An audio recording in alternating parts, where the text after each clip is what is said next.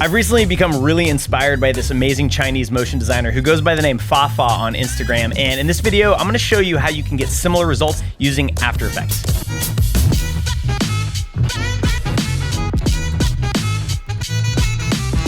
So Fa is a motion designer at Flat White Motion. You should definitely follow him on Instagram. He's got some crazy stuff on here, but this piece recently broke my brain, and I just think it's beautiful. I love the movement. I love the way shapes overlap, and you get these interesting gradients, and the way everything works together is just awesome. And when I saw it, I was trying to think to myself, how the heck would I do that? That looks really kind of complicated. I found out he did it in Cavalry, which is a 2D animation software similar to After Effects, but it has some unique tools that make this kind of work a lot easier. And Fa was nice enough to actually upload his Cavalry project file to scenery.io, which is an awesome site that gives you free access to a bunch of Cavalry project files so you can download them and reverse engineer them.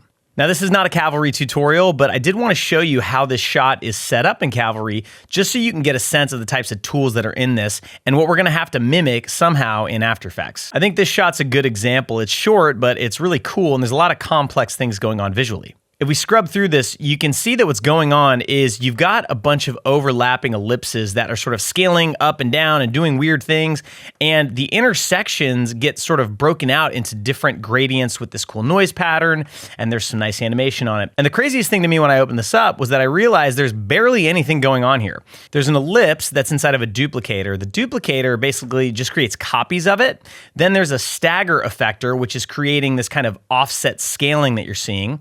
There's a few keyframes to get some movement, and then there is a gradient shader. Now, if I turn this off, this kind of gave away the secret of how this was being done. These ellipses are overlapping, but there's clearly some kind of blending mode going on. If I click on the duplicator and come over to the properties, you can see that it's being blended in difference mode, which is why you're getting these knocked out sections. When I turn the gradient shader back on, you can see you get this crazy color effect, and the gradient shader in Cavalry is like nothing I've ever seen. The mode that it's set to is conical gradient, and you can see that the color palette here doesn't seem to match what's going on in the viewport. There's actually red in here. I don't see red in the gradient. So I wanted to show you this just in case you're curious about Cavalry. If you're trying to do this kind of work, it seems like it's a much better tool than After Effects. You can get the result a lot quicker, and there's some really cool tools in here like that conical gradient that don't exist in After Effects. However, if you're clever, you can do the same kind of thing in After Effects. Maybe not get exactly the same result, but hopefully I'm gonna teach you a whole bunch of tricks to play around with doing these intersecting shape kind of animations. You're also going to be able to download the project files that I complete at the end of this tutorial, and I have a free effect preset for you that is going to give you a really cool animation tool. The link to that will be in the description. So here we are in After Effects, and to get started, we first need to have a shape that we can then clone. Now you can use any shape you want. I'm just going to use a circle to make this a little bit simpler. By double-clicking, I added a perfect circle, and I'm just going to name this thing Circle 01. I'm going to scale it down a little bit. Now what I want to do is have a whole bunch of circles in here, and I want them to be able to be overlapping and intersect. I'm going to use that difference mode trick, but I need an easy way of controlling this. So the cool thing about Cavalry was you had the duplicator, which can make as many copies of a shape as you want, and then there's effectors that can tweak what's going on with the copies. And in After Effects, you don't have anything built in that does that. There are shape layer repeaters, but they don't give you all the kind of controls that you need, and I wouldn't be able to blend them in difference mode as easily. So I'm gonna have to build a very simple rig here, but don't worry, I'm gonna give you the rig, so you don't have to actually know how to do this. So what I'm gonna quickly do is hit Y to bring up my anchor point tool, and I'm gonna move the anchor point while holding the command key so it snaps, and I wanna bring it to the bottom of the circle. And then what I wanna do is reset the position to the center of my comp like this. The reason I'm doing this is because then what I can do is copy this and just rotate it by a few degrees. So let's say I want 10 copies of this circle, then I need to divide 360 by 10. Help me out with the math here. 36 degrees, right? Okay, cool. So if I rotate this 36 degrees, I just have to do that a few more times. Now, I could make this a little bit easier with a very simple expression. If I put it on the rotation property here, what I can do is I can tell this rotation property to actually look at the rotation property of the layer below it. So if I come in here and I pick whip to rotation like that, you'll see that it's referencing the layer called Circle 01. So that's great, but I don't actually want it to always reference this layer here. If I duplicate this, Circle 3 is also referencing Circle 01. So that's not what I want. So what I'm instead gonna do is change that expression just a little bit. because you can remove the name of the layer inside of the parentheses here, and you can give it a number. Every layer in After Effects has a number. 1 and 2 is all we have so far. I want it to reference layer 2, but actually what I want it to do is reference the layer directly underneath this one. So that would be whatever the current layer's index is, and then you add 1 to it. And the easy way to do that is to just type index and then add 1 to it. Cool, so now this layer is referencing the rotation of the layer underneath it, and now I can just add 36 to that, and it will automatically rotate. The reason I set it up this way is because now I can just duplicate this a few more times, and now we have our circles. Now here's where this gets cool. If I select all of the circles and I change the transfer mode to difference, you'll see that now we get this really beautiful kind of spirograph pattern. Anybody remember the spirograph toy, or am I just old? Don't answer that. But in any case, what I want to do is I want to be able to sort of move these circles in and out because it's going to generate some interesting patterns. And I may want to scale them up and down and rotate them and do some things, but there's 10 of them and I don't want to have to do all this by hand. So I'm going to make a simple little rig here. I'm going to create a new null object, and I'm just going to call this source. And then I'm going to parent all of the circles to it. So if I take this source and I scale it like this, it is moving those circles in and out. But the problem is it's also scaling them up and down. So it really just looks like we're getting closer to this entire object. What I really want to happen is when I scale the source up, I want the circles to move out because they're parented, but I want them to stay the same size. I don't want them to grow as I scale the parent. So I learned a trick from Jorge at Ordinary Folk, and I built a little tool out of it, and I'm going to give it to you. You can download it at the link in the description. This is an effect preset, technically an animation preset, but I haven't installed it yet because I wanted to show you how you're going to install it when you download it. If I open up any of these animation preset folders and I click on one, I can come up here to this hamburger menu and I can say Reveal in Finder. This opens up the presets folder in your After Effects folder, and you can see all of your presets and how they're organized. What I'm going to do is make a new folder. You may have to put your password in because After Effects protects these folders. But once you've done that, you can name it whatever you want, and that way you can start to build up your own library.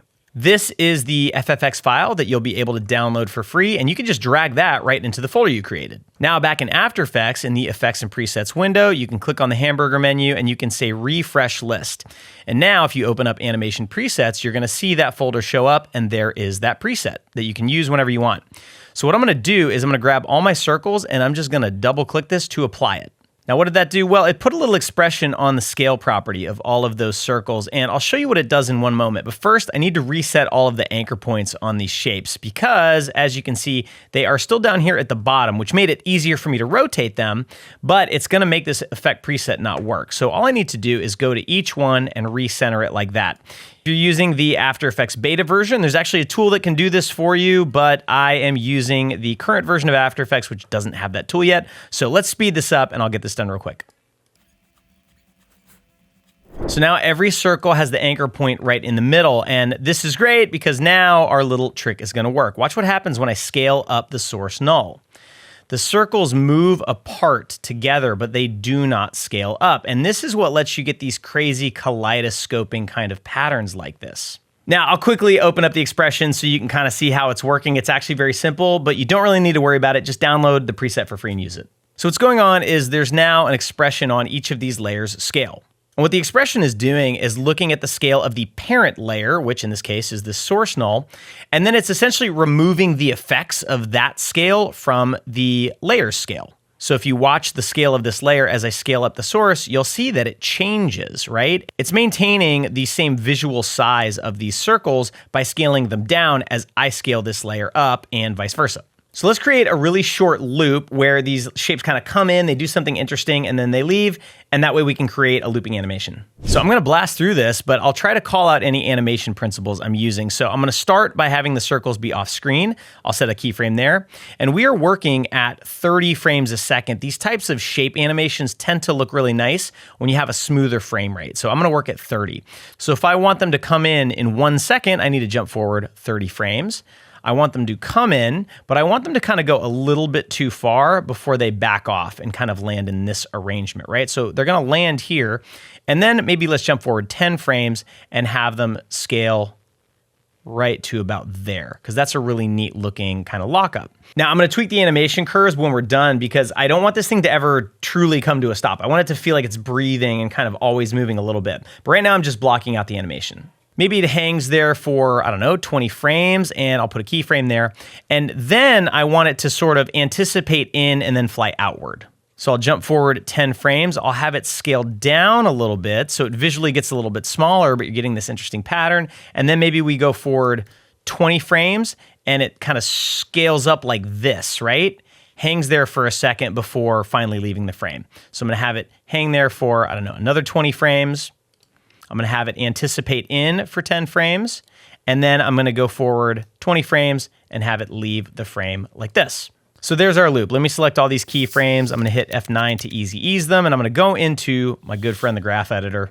By the way, if you do not understand how to use the graph editor, you should check out Animation Bootcamp. It is the best After Effects animation course on earth. We've had thousands of students from all over the world take it. It will change the way you animate in After Effects. You're gonna see a little bit of what I teach in that class right now. So the first thing I want to do is just kind of exaggerate the easing on these curves, okay? So I'm just going to kind of pull all of the Bezier handles out. But I can tell already that because I've got such a difference in distance between these keyframes, I'm going to have to do this kind of one at a time. These smaller moves are going to need smaller adjustments than some of these bigger moves. Now, the big thing I want to do is make sure that this never truly comes to a complete stop. And there's a really neat trick to doing that. If you notice, when I select this keyframe, the Bezier handles are flat here. That means at this frame, all movement comes to a stop. And I can actually RAM preview this so you can see what I mean.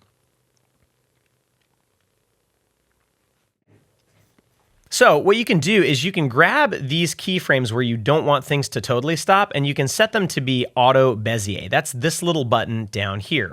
Now it's gonna screw up your easing, but what's cool about clicking that is that now your Bezier handles are locked, meaning if I twist one of them, the other one twists with it.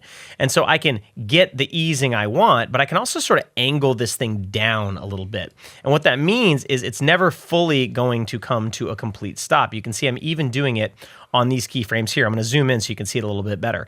Instead of having a flat area where there's no movement, I'm creating this hump. So there's always something changing in the animation, even if it's very subtle.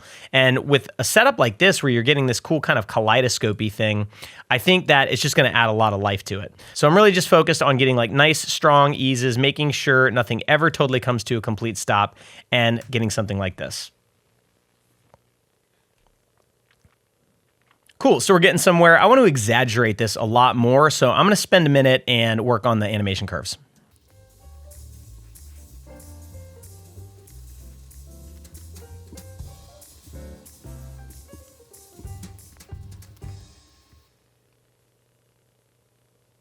So this is where I ended up. I just tried to get a little bit more steepness in certain parts of this graph so that I could get more speed while also having some nice contrast. There's some fast moments and some slow moments. So this is a good start, but I want to add a little bit more interest to this. So I also think it could be cool if the circles themselves are scaling up and down as they're kind of moving with this rig I've created. So because I already have an expression on the scale property, it's going to make it a lot harder to create some sort of easy way of scaling them. The way this expression is set up, you actually can put scale keyframes on it and it will react to it and sort of balance out what the parent's doing. But the problem is I don't want to have scale keyframes on 10 circle layers. I want one controller for it. And so that's going to make it a little bit trickier. Luckily, this is a shape layer, so there's other ways. So what I'm going to do is, because this is a shape layer, I'm actually just going to use the size property in the ellipse path. It's right there. But what I'd like is for these other circles to just reference this and set their size to be the exact same. So I only have to control it in one place.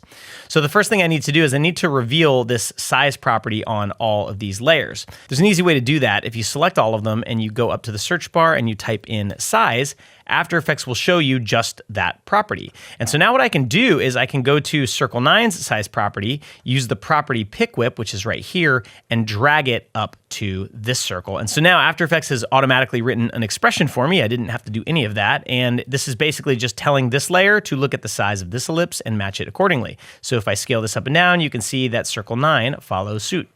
So I'm just going to quickly do that for all of them.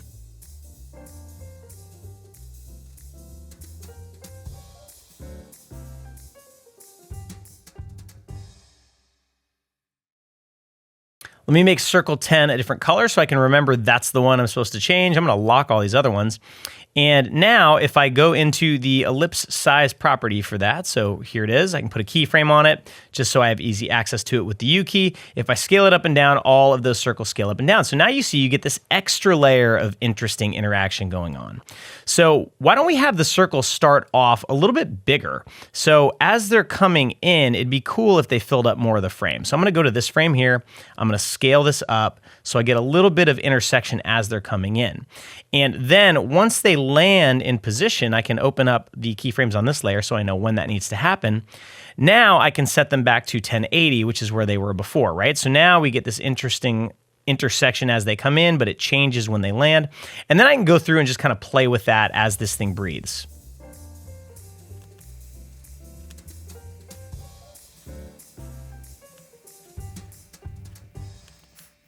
Now I'm going to easy ease these, and I'm just going to go into the graph editor and try and smooth them out like I did with the scale property on the source null.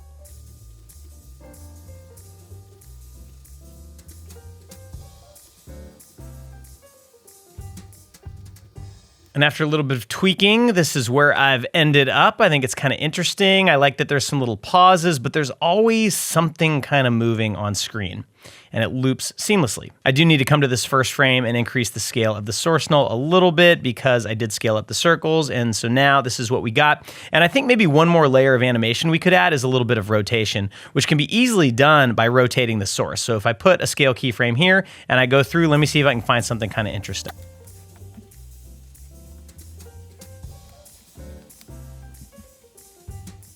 All right, a little tweak of the graph editor, and now we've got this kind of interesting kaleidoscopy funky animation. And hopefully you can see that the way it's set up is actually pretty simple. There's really just one sort of fancy expression going on. But of course, I'm giving you the tool to add that expression to anything you want forever. But really, I think what makes these types of shape animations cool, and certainly what you notice in Fafa's work, is just really detailed graph editor work, trying to really nail the motion, okay? So don't skip that part. Even though you can make eye candy, if it doesn't move well, it's not really gonna impact anybody. Now, what are we gonna do with this thing right here that we made? I had to do a lot of experimenting to actually figure out some of these techniques because After Effects and Cavalry are very different tools and they don't have the same capabilities. So I'm gonna try and get as close as I can to what Fafa did, and hopefully in the process, teach you some things you didn't know. So this comp we're in right here, this is our shapes comp. So I'm gonna go ahead and just name this shapes.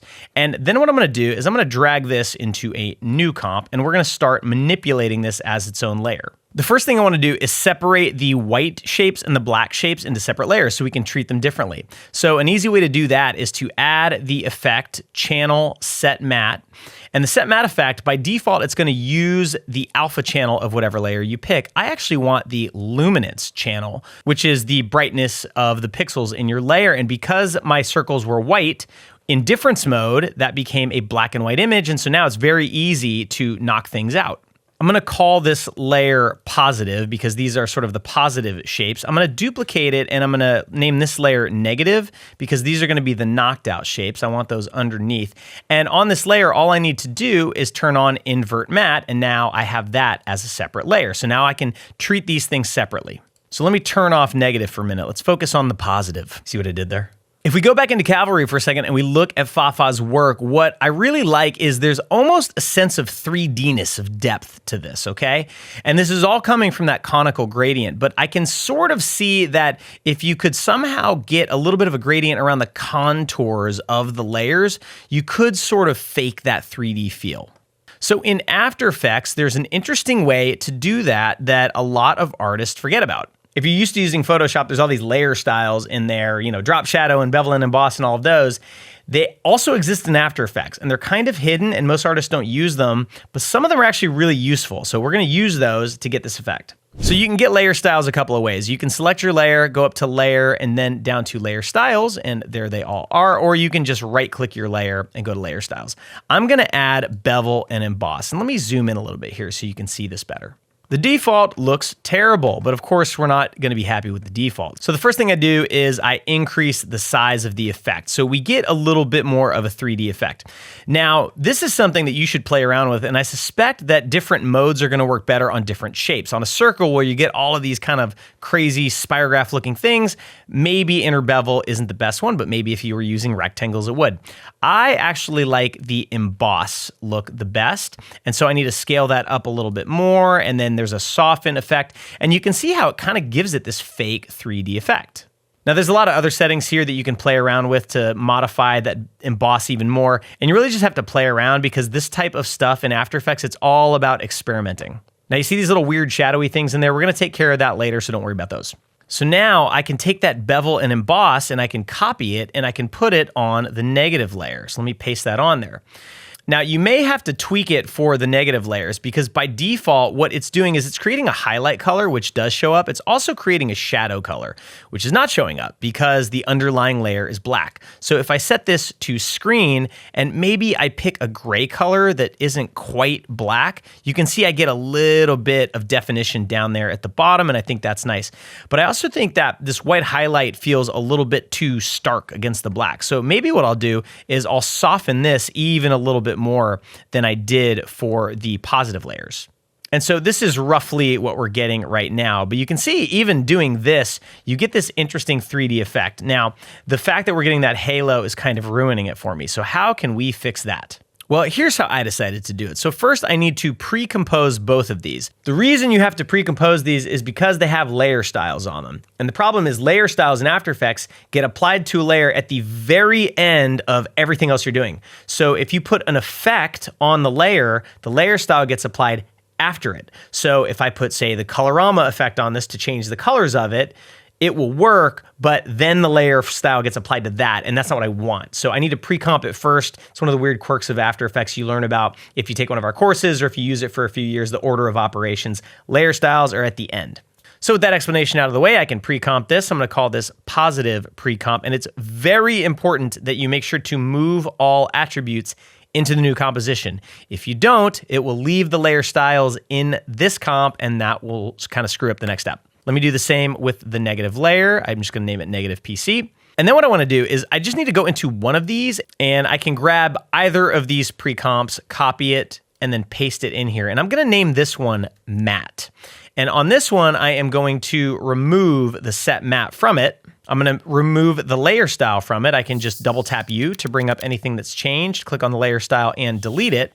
And then I can turn this off. And I'm only using this as a track matte. So the positive layer can use this as a track matte. I can just pick whip to it. And let me turn off negative for a minute so you can see what it's doing. Now by default, it's using this matte as an alpha matte. It's using the alpha channel, and the alpha channel exists in the middle of these dark black shapes. And so what I need to do is change this to a luma matte. You do that by clicking this toggle here.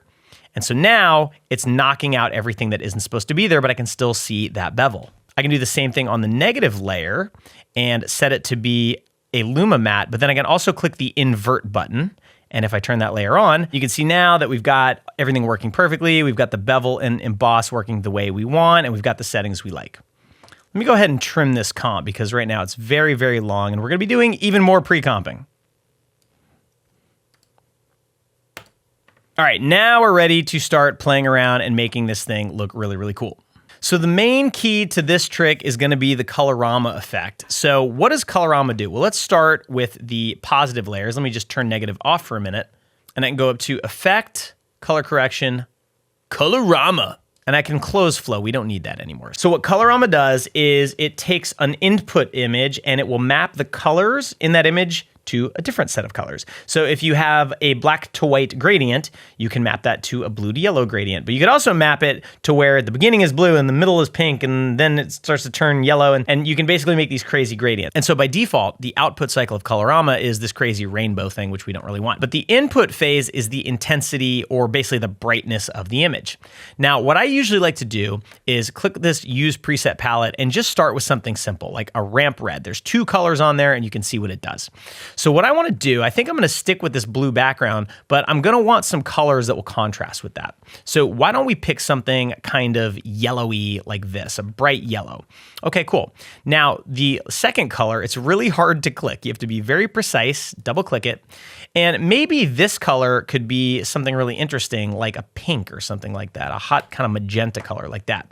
And so now we get this nice looking gradient. And if I want to, I can click anywhere around this and add even more color. So if I wanted a little bit of blue in there, I could do that. And then you can sort of move these points around and you can see what it's doing to your image. Now I actually want to get rid of the blue. So if I click and I drag it away from the circle, it goes away. This is working pretty well. If I click and drag that final triangle around, you can see that it kind of changes the way the contour looks. And I kind of like this because it gets a little bit more contrast for me. I might even see if I could maybe darken this up a little bit by changing the hue a little bit more towards blue, which is going to give it a little bit of a darker perception. There we go.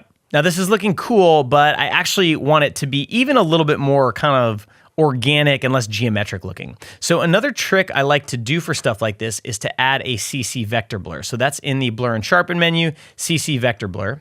And a vector blur basically blurs the pixels in an image in different directions based on the brightness or the saturation or whatever you set the blur up to be. And so this gives you some really interesting effects that vary wildly from image to image. So it's looking at the lightness, and that's how it's deciding which direction to blur things. And so if I start cranking this up, you can see that if I crank it up, it starts to get this interesting almost highlight effect to it, but you get this weird stuff creeping in.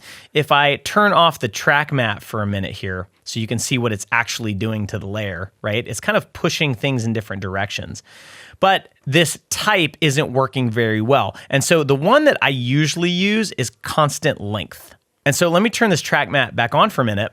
And if I change the blur type to constant length, you get a better result. And so again, these are just things you want to play around with. If I look at perpendicular, that looks pretty good too. Direction center doesn't work. Constant length seems to be the winner. And if I turn this on and off, I want you to notice what it's doing. It's kind of just turning this a little bit more 3D. It's adding a little bit more of like a pillowy feel. You almost get like a bit of a rim light. Another thing that is so hot right now with gradients is adding noise to it. So let's do that too. So my favorite noise effect in After Effects is Noise HLS Auto because it renders very, very fast and you have control over where the noise is being applied. If you want to apply it to the hue, lightness, saturation, I'm gonna set the noise animation speed to match the frame rate of this, which is 30. And then I'm gonna try 3% and zoom in here. That might not be enough. It's very easy to overdo noise, maybe 5%. That feels like too much. So I'm gonna say 3%. And maybe I'll also put a little bit of a hue noise in there, although you can see that really starts to pop out on that yellow. So maybe that needs to be very low, like 0.5. And all that's gonna do is it's gonna give us a little bit more movement within that gradient. So that's looking pretty interesting already. Now I'm thinking, now that I look at it, I wonder if we could get even a little bit more depth out of that bevel and emboss.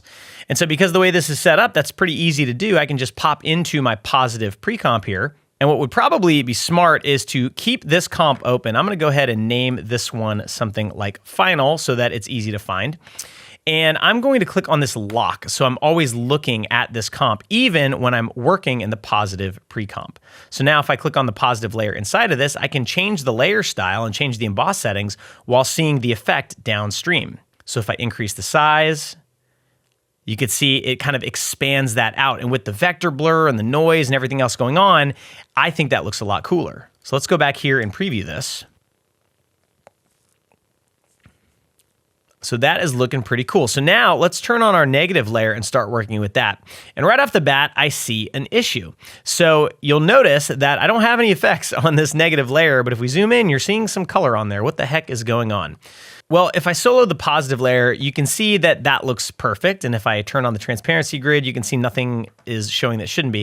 If I click on the negative layer, something weird is going on here. And I suspect what's going on is my alpha matte for this isn't working exactly the way I need it to. When you're doing sort of complicated setups like this, it's very easy to miss things. And it's clear I missed something. I'm not sure exactly what it is. But we're going to find out together, you and me. So let's hop in here, and just to make it a little bit easier, I'm also gonna open up this positive pre-comp so we can see what's going on. So in this one, all we have is the set matte effect looking at itself in luminance mode. We should have the opposite of that on the negative one. So if we look at this negative pre-comp, it's not entirely clear what the issue is. So what I'm gonna do I don't think we actually need this extra layer. I'm gonna delete that. So this is our negative knockout layer here, and it's got the layer style on it, but for some reason, we're still getting a little bit of a halo around the edges here. This inner part gets knocked out in the final comp, but the outer part doesn't seem to. So in order to make this easier, I'm gonna take this matte layer and I'm gonna name this positive matte, and we're gonna make a separate matte for the negative. If we look at this matte layer here, this is just that initial comp with all the shapes in it, right? So what I could do is I could just duplicate this, and I'm gonna rename this negative matte. Then I'm gonna turn it on so I can see what's going on. I'm gonna go up to Effect and Channel, Set Matte, and I'm gonna grab the luminance and invert it. So now we've got a basic matte, but you're probably noticing there's this weird edge around it. And the reason for that, by the way, if I turn off the Set Matte effect, if I zoom in on these edges, you see how they're aliased? They get kind of pixely. That throws off the Set Matte effect because those are not truly white or black pixels. So they're kind of transparent. They're not totally transparent or opaque. And so what I need to do is actually get rid of that edge. And so there's an easy way to do that. What I can do is I can use an effect. I bet you've never used it before. It's called Solid Composite. And all it does is it takes a solid color and it puts whatever's in that layer on top of it. And so now, let me get rid of the Set Matte effect. If I pre-comp this layer, and I have to pre-comp it because there's an effect on it and I want to use it as a luminance matte. So I want to make sure that that works correctly. So I'm going to call this negative matte pre-comp. And now I can turn this off. And now what I should be able to do is to tell the negative layer to use that as the track matte. And it's already in luminance inverted mode. And look at that. Now we have a perfect matte for both the negative and the positive shapes. I'm almost certain that this could be set up in a way where you wouldn't have to deal with as many little edge issues and stuff like that. It's pretty common in After Effects, especially with shape layers, to have to do little tricks like this. But again, doing this kind of work, it's like super experimental. And I didn't really go into this with a plan. It was kind of like, let me figure out how to do it. And so these are also just sort of things I do all the time in After Effects to problem solve as you're working quickly. So this is looking pretty cool. How can we make it even cooler? Well, we should probably apply the Colorama effect and all these other things to the negative layer. So let's copy and paste those on there, but I'm definitely gonna wanna change the color palette on the negative shapes, all right? So I'm gonna go into Colorama, I'm gonna go to Output Cycle, and for the bright areas, right? So if I turn off the positive, you can see for the bright areas, I actually want these to be pretty dark. So I'm gonna pick like some really kind of dark blue color, like that. And then for this pink, maybe we'll pick something that's like kind of in this bluish area. Maybe it can kind of feel almost like it's reflecting off of the background a little bit. I'm gonna turn off the vector blur for a minute because it's really kind of affecting the way it looks. And if I turn this layer back on, God, that looks really cool. I really like that actually. So I do wanna see if I can get that vector blur to work, but I may just need to turn the amount way down on the negative layer, like maybe something like that. And it's barely making a difference, but it does kind of soften it a little bit and make it look a little bit more kind of pillowy and puffy. So with all of that on, this is where we're at now. And you can see how just with like a few keyframes, there's not that many, you're getting this crazy interaction of shapes, and a lot of the work is being done by this effect stack that we've built. Now, you may have noticed that when this thing goes full frame, that layer style stops at the top. And let me show you why that's happening. If I go into the positive pre-comp here, this comp is not big enough to actually have the layer style stop at the edge of the frame. And so this is the comp that has the layer styles on it. And so when the shapes get close to the edge of the frame, that's just unfortunately what you're gonna get. But there is a solution to it. The solution is to go back into the original shapes pre-comp. I can lock the aspect ratio and I can just make this quite a bit bigger so that now we have enough size. It probably doesn't actually need to be that big, but now we've got enough size where when we go back into our positive pre-comp, that shapes comp is now much bigger than the boundaries of this pre-comp, which means the layer styles are going to get applied in a way where you won't see them hitting the edges like that. And it should have automatically updated on the negative one as well. So if we go back into final, you should see that we don't really get that issue anymore. When these things get close to the edge of the frame, those layer styles just go off the edge of the frame, which is what you'd expect. So you could stop right here and start playing around with these techniques. You can download that free tool that I'm giving you and try circles, try squares, try scaling things up and down, and you can really go crazy with this. The more work you put into it, the cooler the results are gonna be. I'm gonna show you a few more tricks that I always kind of do on everything just to show you how I might finish something like this. So the first thing I'm gonna do is pre-comp all of this into a shape pre-comp just like that. So now I can treat all of this as one thing, and that's also gonna make it easier for me to do something interesting with the background. So what I'm gonna do is just make a solid layer. I'm gonna call it background. And what I think would be cool is if I use the 4-color gradient effect. And I could just sort of pull colors from this to try and build out some interesting background. I actually really like that blue color, so I'm gonna leave that one alone. In fact, I might copy it over to this color here. And then for the green, maybe I grab this yellow color, and for the pink, maybe I try to get something a little bit closer to the pink that's in there. And then you can crank up this jitter property. You're not gonna notice a huge difference, but it kind of adds a little bit of noise in there. And then that yellow is kind of really bright. So I'm gonna pull that point away. I'm gonna pull this pink point away so I get something a little bit more like that. And then because I've got animated noise on the foreground object, I kind of want it on the background as well. So I'm gonna go into noise and grain, noise HLS auto, set that to 30 frames per second. And I'm gonna zoom in so I can see this a little bit better. I want just a little bit, just a smidge of noise, maybe 2-3%. We'll stick with 3 and see if we like that.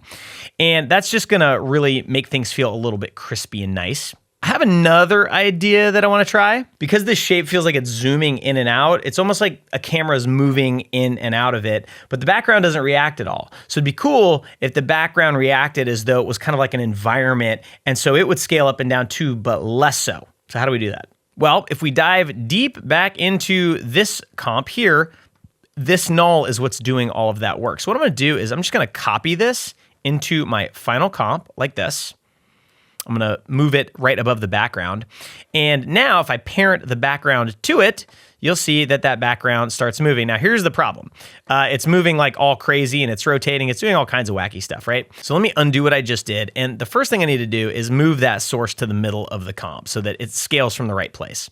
So I'm just gonna go to position and set this to 540, 540, just like that, okay? Next thing I'm gonna do is I'm gonna parent the background to it. And I know that we're gonna have to adjust it, but that's okay. So if I scroll forward, this is about the furthest away we get from this shape, okay? So let me go to around here and scale this background up so that we can actually see it fill the frame like that. After that, we're gonna be getting closer to it, right? Now, do I actually want it rotating? It does look kind of cool. Why don't we RAM preview this?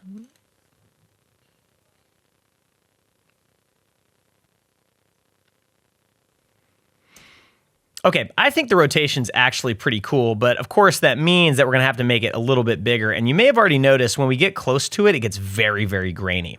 Don't worry, I've got a solution for that. But for now, let's just turn off the noise.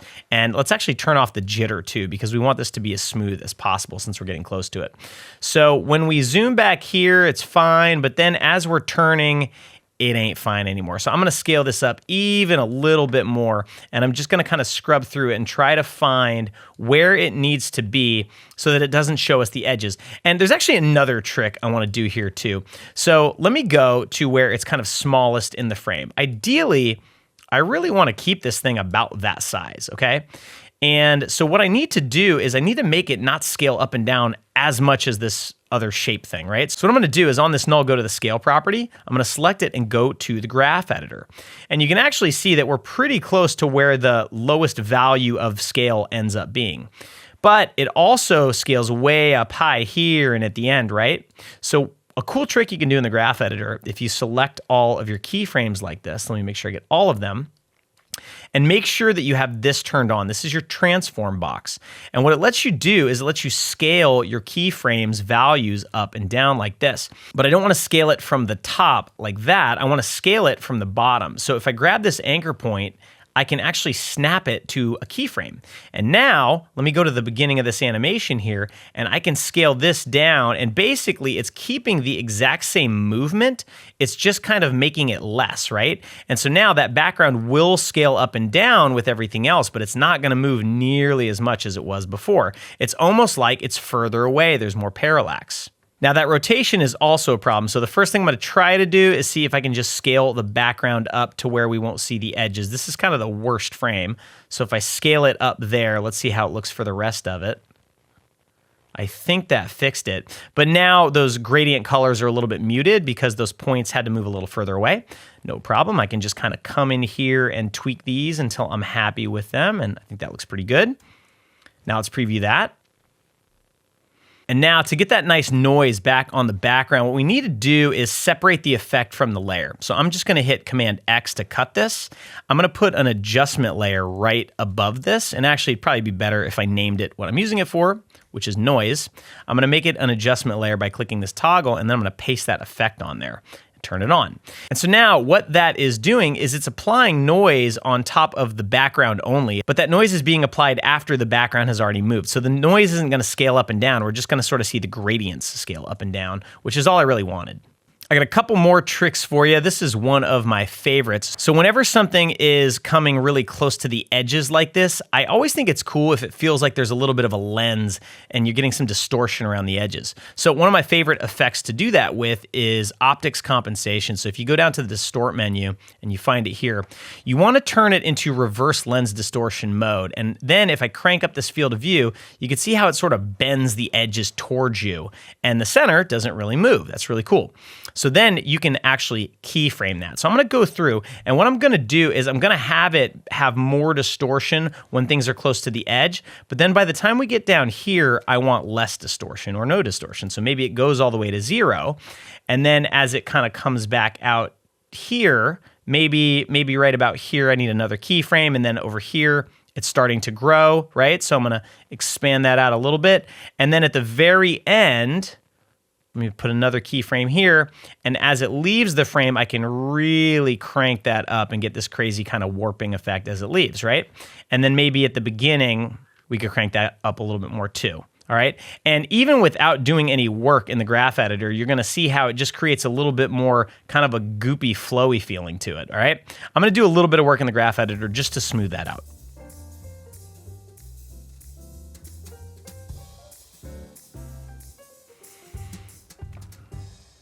All right, and then the last thing I wanna do is just see if I can get a little bit more of a glowy feel to this, but I want it to be really, really subtle. And the cool thing about having that shape completely contained in one layer like this is I can make my own glow very easily. There's lots of great glow effects out there. Deep glow is probably my favorite. It's awesome, but I wanted to show you how you can really kind of get in there and make your own glow and look however you want using the built-in effects. It's actually not very hard. So what I'm gonna do is duplicate this layer, and I'm gonna call this glow, and I need to leave that optics compensation on there so that it matches up with what the other layer has. Then I'm going to go to effect, I'm gonna grab just a Gaussian blur, and I'm just gonna blur this out like that, okay? And you'll see in a minute what I'm actually doing. If I then take this layer and I put it in a transfer mode like screen, because it's blurred, it's going to look like a glow. Now, this is way too much, but the cool thing is this is now its own layer, so I have total control over it. So I could easily just come in and lower the opacity of this layer just to make that glow more subtle. I could also play with different transfer modes. If I try overlay, see what that looks like. That's actually pretty interesting. It's not like a physically accurate glow, but it just kind of beefs up the saturation of everything a little bit, and it does kind of give you a glowy feel. And then I can play with the blur amount to let that kind of come out of the shape a little bit more. But notice how much that changes the saturation of the colors. It is kind of throwing the colors off. So because it's on its own layer, I can control that. I could come into Effect, Color Correction, Hue and Saturation, and I could just desaturate the glow layer a little bit, right? If I take it all the way down, you can see that we still do get this kind of glowy effect, right? But it's not really screwing with the colors that much. Now, I do want a little bit of that, okay? And the other thing I usually do on glows, if I solo this, I could show you, I want to make sure that I'm only getting glows on the brightest areas. Now, this is actually working pretty well, but if you ever find yourself in this situation, what you can always do is come to color correction, add a levels effect, and you can crush the blacks a little bit. And you can see these black areas, it's going to not glow there. And if you want brighter areas to glow, it's going to glow more if you make them brighter. So you can color correct your glow layer like that and have even more precise control. And you can kind of see what it's doing as I color correct this, right? So I don't want to push the whites too much. I kind of like seeing more definition here, but crushing the blacks kind of gets me a little more richness there, and I've still got this nice kind of glowy kind of thing going on, so I am pretty happy with that. Let's play that back.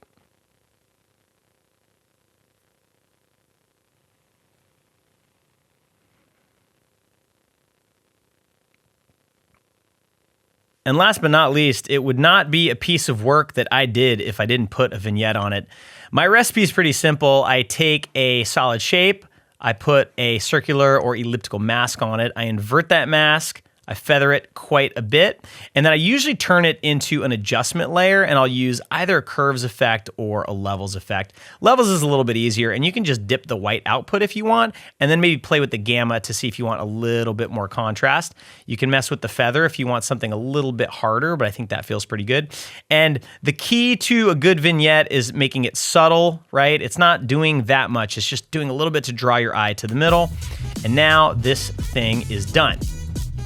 So this was a somewhat rambling tutorial, but what I hope you got out of it, in addition to the free project files and the free effect preset that you can download, link in the description, is just a few extra tricks. A lot of the stuff that I had to problem solve in this were kind of little nitpicky fiddly things that you have to deal with as an After Effects artist. And there's a lot of built-in tools to do it. There's a lot of strategies with pre-comping and using set mat and having copies of things. And on top of that, I hope that this demystified a little bit of how you can rig sort of MoGraphy things with very, very simple expressions, or even just using the property pick whip. And who knows, maybe watching this and watching me have to jump through all these hoops and problem solve all this stuff made you want to go learn Cavalry. So that's also an option that I highly recommend if you're into doing this sort of stuff. I want to give another shout out to Fafa. Make sure you follow him on Instagram. He's constantly posting amazing stuff like this.